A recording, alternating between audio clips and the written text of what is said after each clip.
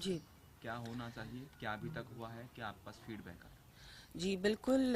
कल जो घटना हुई थी हमारे राष्ट्रीय करनी सेना के अध्यक्ष श्री सुखदेव जी गोगामेड़ी जी के साथ जो कल हुआ, उनकी हत्या हुई, उनके घर के अंदर घुसकर उनकी हत्या की गई जयपुर में, राजधानी में। मैं बहुत ही बिल्कुल स्तब्ध हूँ और मेरे पास शब्द ही नहीं है कि मैं किन शब्दों से उनके परिवार को क्या कहें उनको। मुझे लगता है कि इस तरह की घटना किसी के साथ नहीं होनी चाहिए। और जिस तरह से उन्होंने सिक्योरिटी मांगी भी थी सरकार से, कांग्रेस की सरकार हमारी थी, और उस समय उन्होंने सिक्योरिटी मांगी, उनको सिक्योरिटी प्रोवाइड करनी चाहिए थी, रिस्पॉन्सिबिलिटी थी कांग्रेस सरकार की, जो कि नहीं की गई। और उसके बाद जो जिस तरह से उनके साथ जो हुआ, परिवार को मैं संवेदना व्यक्त करती हूँ। और इस तरह की घटना जयपुर में होना, राजस्थान में होना, लेकिन ये भी कहना चाहूँगी एक आम बात हो चुकी है।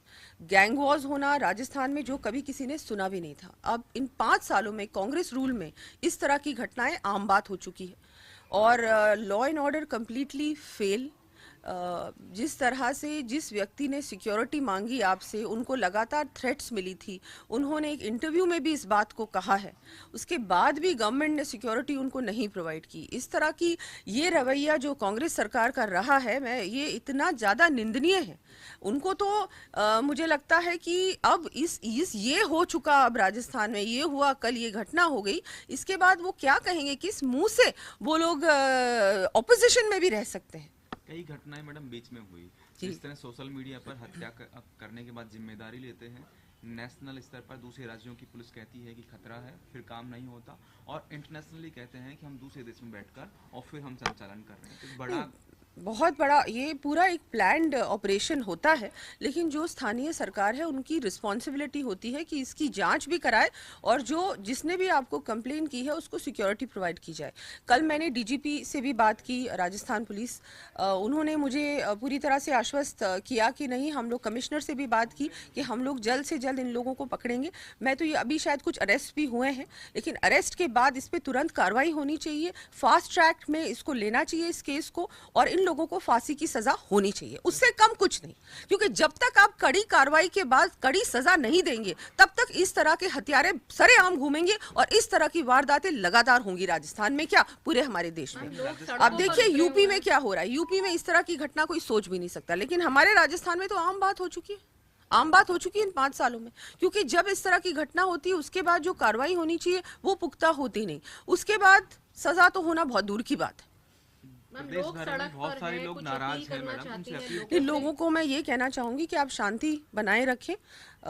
बिल्कुल प्रशासन अपनी कार्रवाई मुझे लगता है कि कर रहा है, और हम लोग फिर सब लोग हैं ही, हम सब मिलकर उन पे दबाव भी डालेंगे कि जल्द से जल्द कार्रवाई हो, और उसके बाद फास्ट ट्रैक में इस केस को ले जाया जाए, और फिर तुरंत इन लोगों को जैसे ही जल्द से जल्द विद इन 1 और 2 मंथ्स, मैक्सिमम 3 मंथ्स के अंदर अंदर इसका हो जाना चाहिए जो भी होना है, और फिर इनको कड़ी सजा मिलनी चाहिए। दिन दहाड़े आप घर के अंदर घुसकर किसी की हत्या करते हो, इससे ज्यादा बड़ा आपको सबूत की क्या आवश्यकता है भाई, सामने दिख रहा है सब कुछ, सीसीटीवी से। सब कुछ है, सब कुछ है। ये प्लान, क्योंकि भाजपा का कहना है कि गहलोत सरकार ने सिक्योरिटी हटा दी, तो कहीं ये प्लान था, आपको क्या लगता है?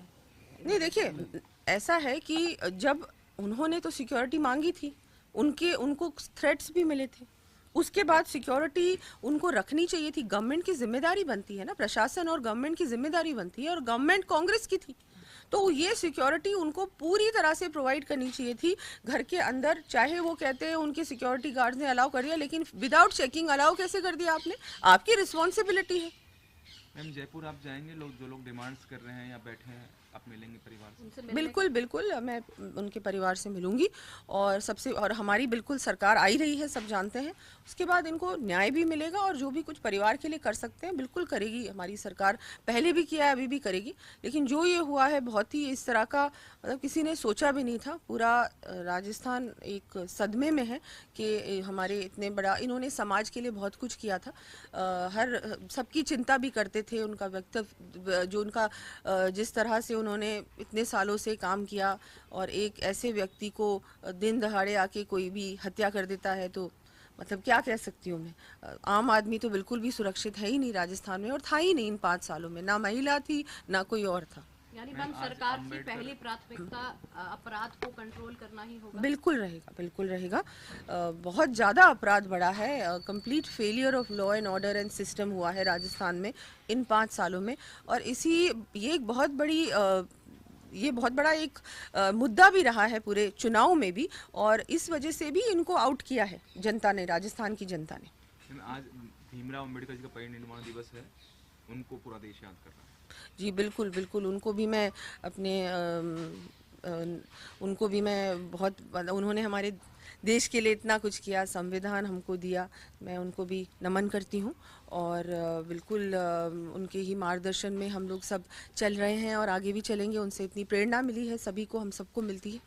और बिल्कुल सबका बहुत बहुत आभार, धन्यवाद। मैम एक क्वेश्चन, अशोक गहलोत के ओएसडी का कहना है कि सचिन पायलट के फोन टैप किया गया और राजस्थान सरकार द्वारा, और उनको फॉलो भी किया गया जब वो 18 एमएलएज लेकर पिछली बार जो हुआ। तो कैसे देखती हैं इसमें? नहीं, ये सरकार एक पता नहीं कौन सी सरकार हमारे राजस्थान में थी ना, लॉ एंड ऑर्डर राजस्थान में था।